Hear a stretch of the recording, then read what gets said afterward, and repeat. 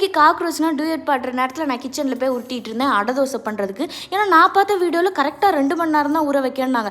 சரி இப்போ ஊற வச்சா தான் காலையில் எந்திரிச்சு சமைச்சு ஆஃபீஸ் போக கரெக்டாக இருக்கும்னு ஏதோ ஊற வச்சுட்டு திருப்பி தூங்கிட்டு காலையில் எழுந்திரிச்சு அவியல் பண்ணிடலான்னு பண்ண ஸ்டார்ட் பண்ணிட்டேன். 2-3 நாளாகவே எனக்கு அடை தோசை சாப்பிட்ணும், நான் போய் மாவு வாங்கிட்டு வரேன், நீ சுட்டு தான்னாங்க. நோ நான் தான் மாவு அரைப்பேன், சுடுவேன், எல்லாம் நான் தான் பண்ணுவேன்னு சொல்லிட்டு பண்ண ஆரம்பிச்சிட்டேன். ஃபஸ்ட்டு இந்த அவியல் பண்ணிடலான்னு பண்ண ஆரம்பித்தா, ஆல்ரெடி ஒரு வாட்டி பண்ணது தானேன்னு பண்ண ஆரம்பித்தா அதுக்குள்ளே உருண்டா தண்ணி இருக்குது. அப்புறம் அந்த தண்ணி எல்லாத்தையும் வெளியே எடுத்து தனியாக வச்சு எல்லாத்தையும் இது பண்ணி முடிச்சுட்டேன்.